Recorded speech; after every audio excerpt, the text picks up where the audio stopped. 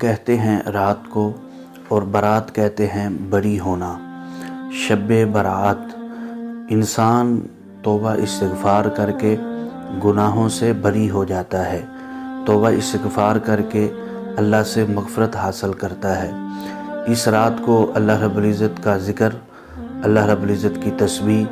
اس رات کو اللہ رب العزت سے دعائیں، اس رات کو اپنے جو مرحومین ہیں ان کو ایصال ثواب ہمیں کرنا چاہیے۔ اور اس رات کو زیادہ سے آقا علیہ الصلوۃ والسلام کی حدیث جس کا مفہوم یہ ہے کہ اللہ رب العزت قبیلہ بنی کلب کی بکریوں کے بالوں کے برابر لوگوں کی مغفرت فرماتے ہیں، لوگوں کی بخشش فرماتے ہیں۔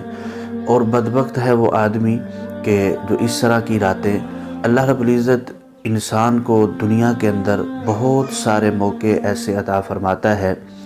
کہ جس کے اندر انسان کی، مسلمان کی بخشش اور مغفرت کے اللہ رب العزت نے اسباب اور ذریعے رکھے ہوئے ہیں۔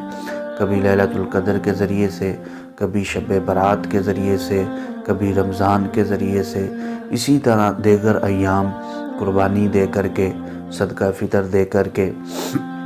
تو اس طرح اللہ رب العزت نے انسان کو دنیا کے اندر ایسے دن عطا کیے ہیں۔ تو شب برات یہ فضیلت والی رات ہے۔ اس رات میں ہمیں اللہ رب العزت کی عبادت کرنی چاہیے، اور سب سے بڑا لمحہ فکریہ یہ ہے، اس سے پہلے ایک بات ذہن میں رکھیں کہ 15 شعبان کے روزے کے متعلق اب اکثر احباب پوچھتے ہیں۔ شب برات کے ساتھ یہ 15 شعبان کے روزے کا کوئی تعلق نہیں ہے۔ ہاں، اگر کوئی مسلسل روزے رکھ رہا ہے، آقا علیہ الصلوۃ والسلام شعبان کے مہینے میں اکثر روزے رکھا کرتے تھے، تو اگر اس لحاظ سے کوئی روزے رکھ رہا ہے تو 15 شعبان کو روزہ رکھ سکتا ہے۔ اسی طرح مخصوص کسی کھانے کا شب برات کے ساتھ کوئی تعلق نہیں ہے۔ شب برات کا تعلق انسان کی توبہ اور استغفار سے ہے، انسان کا گناہوں سے بچنے سے ہے، انسان کا، مسلمان کا اپنے رب سے دعائیں مانگنے کا ہے کہ اللہ رب العزت آسمان دنیا پر نزول فرماتے ہیں۔ ویسے تو روزانہ اللہ رب العزت اعلان کرتے ہیں تہجد کے وقت میں کہ کوئی ہے مجھ سے دعا مانگنے والا، کوئی ہے مجھے پکارنے والا، کوئی ہے مجھ سے بخشش طلب کرنے والا۔ تو اللہ رب العزت اس کی جو بخشش طلب کرتا ہے اس کی بخشش فرما دیتے ہیں، جو توبہ کرتا ہے اس کی توبہ قبول فرما لیتے ہیں۔ لمحہ فکریہ یہ ہے کہ ہمارے مسلمانوں کے بچے، حالانکہ مسلسل 1400 سال سے یہ بات چل رہی ہے کہ شب برات یہ فضیلت والی رات ہے، اور مسلسل یہ بات چل رہی ہے کہ ہمارے بچے جن لغو کاموں کے اندر مشغول ہوتے ہیں، ہر مسلمان کو پتہ ہونے کے باوجود کیا وجہ ہے کہ ہمارے مسلمانوں کے بچے یہ غلط کاموں کے اندر ملوث ہوتے ہیں، پٹاخوں کے اندر، اس طرح کی چیزوں کے اندر۔ بلکہ اکثر گھروں کے اندر مائیں بہنیں عبادات کے اندر مشغول ہوتی ہیں، اور ہمارے یہ بچے وہاں پر جا کر کے پٹاخے چھوڑ دیتے ہیں۔ اصل وجہ ایک یہ بھی ہے کہ یہی بچے جب مسجد میں جاتے ہیں، مسجد میں گھر والے تھوڑا بہت ذہن بناتے ہیں کہ بیٹا جاؤ آج ذکر اذکار کرو، اللہ سے دعا مانگو، توبہ استغفار کرو، تو ان بچوں کو مسجد کے اندر سے جو ہم ان کو نکال دیتے ہیں کہ یہ بچے شور کر رہے ہیں، ہماری عبادت کے اندر خلل ہوتا ہے، ہماری عبادات ہم درست طریقے سے ادا نہیں کر سکتے، یہ بچے شور کر رہے ہیں، تو ہم نے مسجد سے تو نکال دیا۔ اب یہی بچے جب مسجد سے ہم ان کو نکالتے ہیں تو یہ بچے آ کر کے غیر شرعی حرکات کرتے ہیں، گھروں کے اندر مائیں بہنیں عبادات کے اندر مشغول ہوتی ہیں، یہ وہاں پر جا کر کے پٹاخے چھوڑ دیتے ہیں، وہاں پر لوگوں کو تنگ کرتے ہیں، گلی محلے میں شور ڈالتے ہیں، لوگوں کی عبادات کے اندر، لوگ قرآن مجید کی تلاوت کے اندر مشغول ہوتے ہیں، اسی طرح ذکر و عبادات کے اندر مشغول ہوتے ہیں، تو لوگوں کو یہ جا کر کے تنگ کرتے ہیں۔ اور گھر والے ہمیں کیا کرنا چاہیے کہ ہمارے بچے یہ ذکر و اذکار میں مشغول رہیں، یہ تسبیحات میں مشغول رہیں۔ مسجد کے اندر ہمیں بچوں کو نکالنا نہیں چاہیے، بلکہ بچوں کو مصروف کر دینا چاہیے۔ وہاں پر درود شریف پڑھنے کے لیے لگا دیا جائے، وہاں پر تسبیحات ان کو پکڑا دی جائے، وہاں پر ذکر و عبادات کے اندر ان کو مشغول کیا جائے۔ اور گھروں کے اندر بھی اکثر بسا اوقات گھر والے بھی بچوں سے تنگ ہوتے ہیں، کہتے ہیں کہ چلو جی یہ ہماری تو جان چھوٹی ہے، یہ باہر جو مرضی کرتے رہیں۔ تو ہمیں ایسا نہیں کرنا چاہیے۔ جو بھی اس طرح کا دن آئے، ہم نے اس دن کے لحاظ سے بچوں کی ذہن سازی کرنی ہے، بچوں کو بتلانا ہے اس دن کیا ہے، اس دن کون سی عبادت ہے، اس دن کا کیا مطلب ہے، اس دن کا کیا تعلق ہے۔ یہی تو وجہ ہے کہ یہی ہمارے بچے جب بڑے ہوتے ہیں تو بڑے ہو کر کے کوئی ان کو حدیث سنا دیتا ہے کہ بھئی جو جنت کی،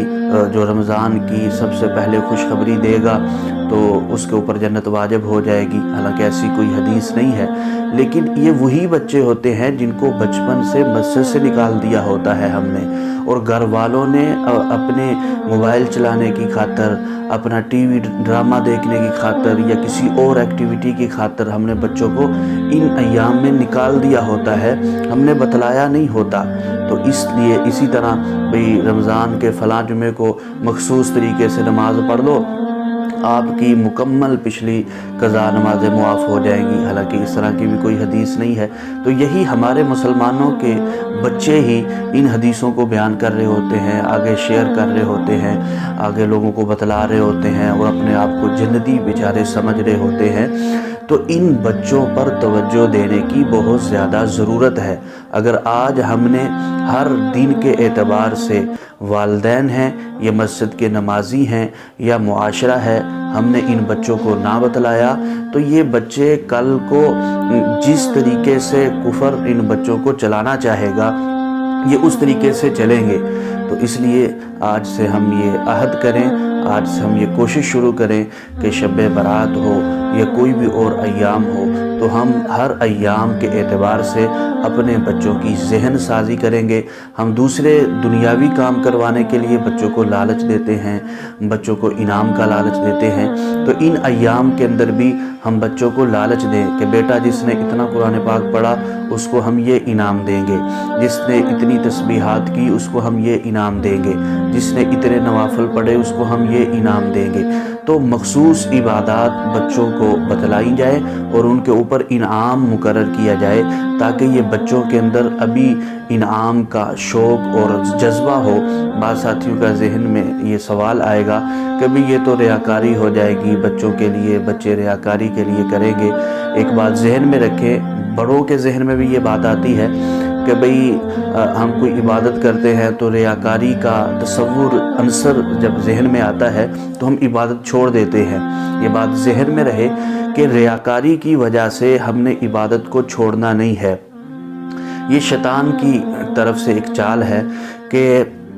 یہ بات ذہن میں رکھیں کہ سب سے پہلے جو بھی عبادت آپ کرتے ہیں سب سے پہلے اس کے اندر ریاکاری آئے گی، ریاکاری کے بعد آپ کی عادت بنے گی، عادت بننے کے بعد آپ کی عبادت بنے گی۔ یہ نہیں ہو سکتا کہ آج کے ماحول میں، آج کے معاشرے میں ہم اتنے بڑے ولی اللہ ہیں یا کسی ولی کے بیٹے ہیں کہ ہم فوراً ہی عبادت پر لگ جائیں گے۔ پہلے ریاکاری کا عنصر آئے گا، ریاکاری آئے اس کو چھوڑنا نہیں، فوراً توبہ استغفار کرنی ہے، اس کے بعد آپ کی عادت بنے گی، پھر جا کر کے عبادت بنے گی۔ اگر آپ اس وقت کے معاشرے کے اعتبار سے دیکھیں تو ابھی ہم عادات کے اوپر آئے ہیں، ابھی ہماری عبادت نہیں بنی۔ جب ہماری عبادت بنے گی تو عبادت کے اندر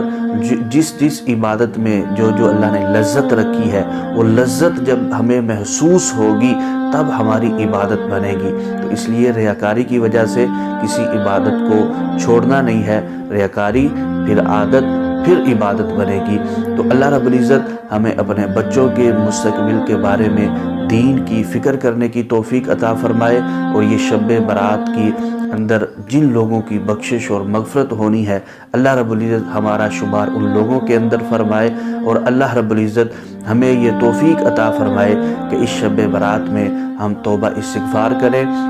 اور آئندہ سے ہم جتنے گناہوں کے اندر ملوث ہوتے ہیں، جو جان بوجھ کر ہم کرتے ہیں یا انجانے سے ہو جاتے ہیں، ان گناہوں پر ہمیں توبہ استغفار کرنے کی اللہ رب العزت توفیق عطا فرمائے۔